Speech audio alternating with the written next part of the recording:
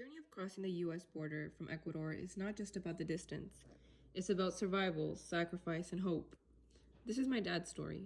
He left everything behind during a time of deep economic crisis, risking his life not for adventure, but because staying meant no future.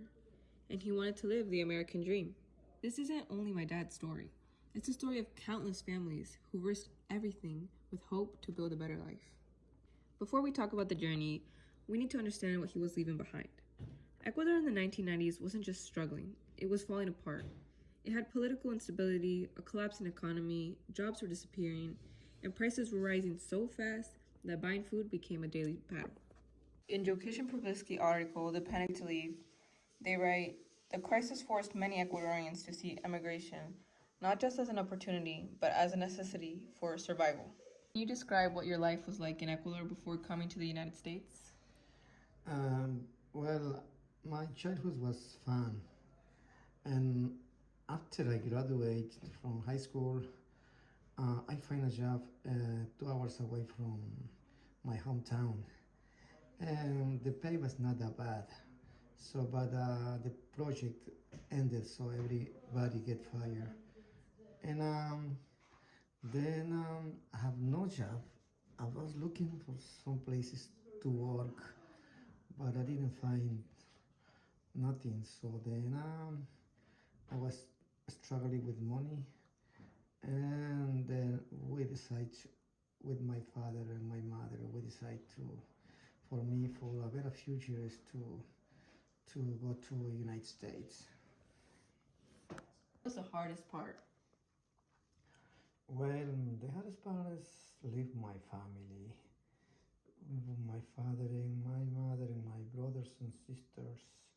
We were very close, and that was very, very, very hard. In The Panic to Leave, Jokish and Prabilski also capture the feeling that many migrants expressed a sense of betrayal by their country, feeling abandoned by political and economic systems that failed to protect them. Crossing the border wasn't just a path you take, it was a risk, through unfamiliar land, uncertain guides, and fear of being caught or worse. Like Cornelia states, crossing the border without documents involved not only economic risks, but also significant personal danger. What is something you'll never forget about your journey coming to the United States? Well, my journey to get here takes like 2 months and 8 days. Something I don't gonna forget that's crossing the border from Guatemala to Mexico. There is a river over there, and then I get wet with my clothes, and then we have to go into a truck. The truck is bringing meat, so half of the container was meat, and the top, like 60 people were in the truck. So we're supposed to be silent the whole trip. It took like 3 days and 3 nights with no food, just with water. The truck stopped, and nobody say anything. Everybody was quiet. And after 1 hour, the temperature was very high, and there is no air inside, so everybody was suffering for breathing, and everybody started making a noise if somebody moved the truck or opened, because we couldn't go outside because the truck was locked. And now, in the moment, I felt like we were on the point to going to die. Suffocation. No one prepares you for the emotional toll, the silence, the waiting, the fear of someone coming, or the end. These journeys didn't end in the past. They're still happening. My cousin, Valeria, came years after my dad. Leaving Ecuador as a kid and stepping into a world where she didn't speak the language, starting over in an American classroom. I'm Valeria, and when I first moved here, it was completely different from my home country, and I kind of felt like a stranger, but I got used to it pretty quick, and I actually like this country, and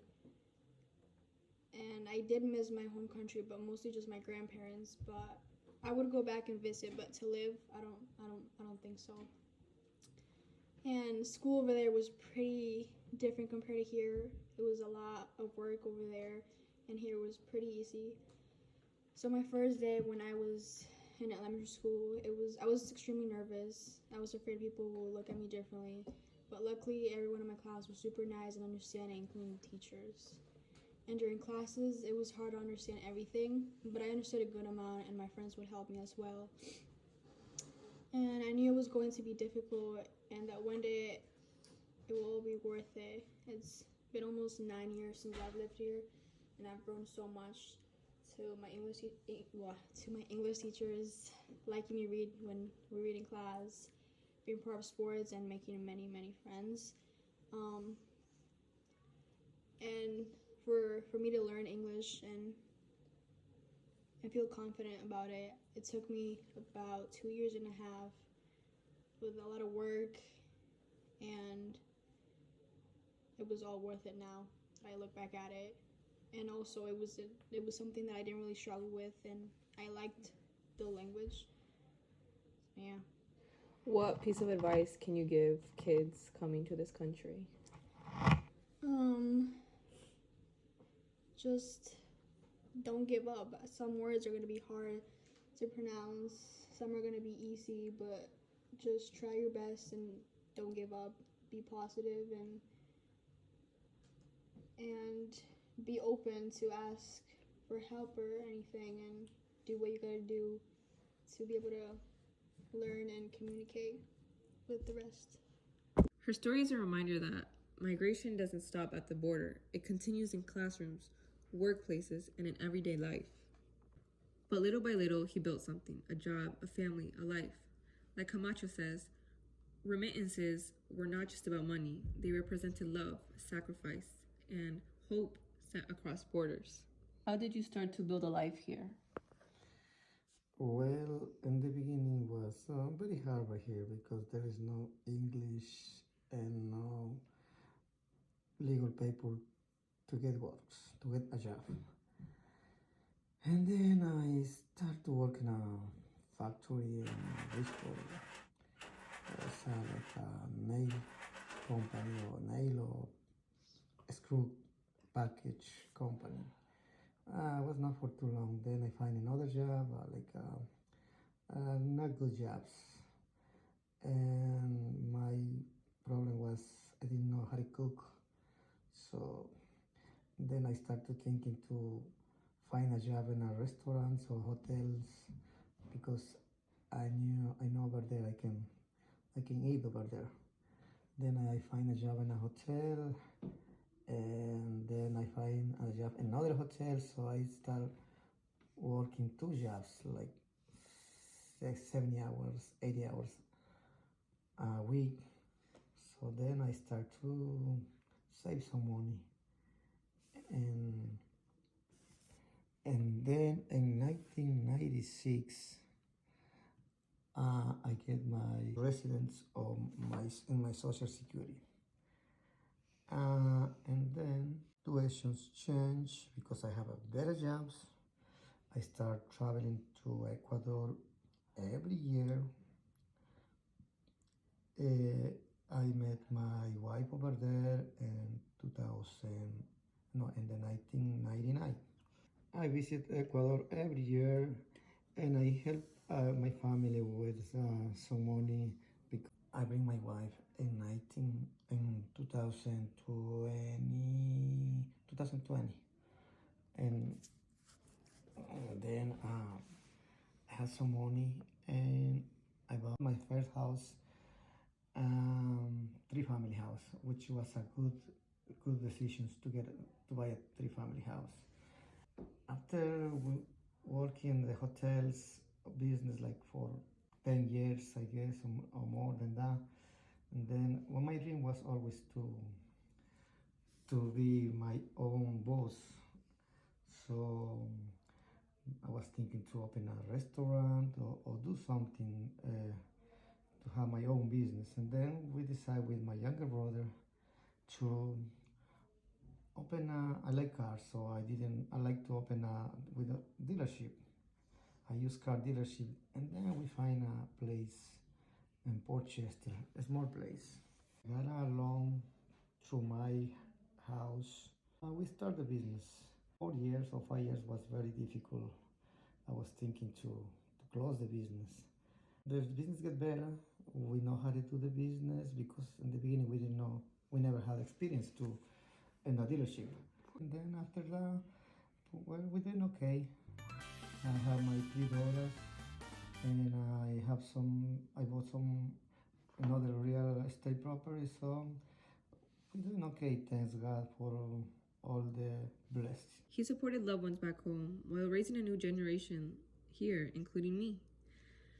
Migration reshaped not only the economic structure, but their emotional lives as well, said Camacho. So was leaving really a choice, or was it a necessity forced by crisis? And does the American dream truly justify the heartbreak of leaving everything behind? How do you feel about your decision coming to the United States now? Now I think that was the best decision I ever made because the situation in my country every time is getting worse. Some of my classmates, they have good educations, but it's trying to work over there, but it didn't work. So they start to moving over here to this country. Older me, I was young, so I think that was the best decision. What do you want future generations like my sisters and I to understand about your story? I want you to know that you should always prioritize your education, but and then become your own boss. Life isn't easy in other countries, and I came here for a better future, so I want for my kids not to struggle life like I did. And remember to always work hard to be successful. Today, I still carry his story with pride, not just as his daughter, but as someone who sees that migration is not a single moment, it's a legacy. His struggle shaped my opportunities, his pain built my future, and his dream, I'm living it. But today, immigrants are still being blamed, criminalized, and pushed aside as if we don't belong here, and I don't agree with that. We are all immigrants in this country, and we've contributed, sacrificed, and endured. Our stories are part of what built this nation, and they deserve to be heard, respected, and remembered. Thank you for listening to my podcast.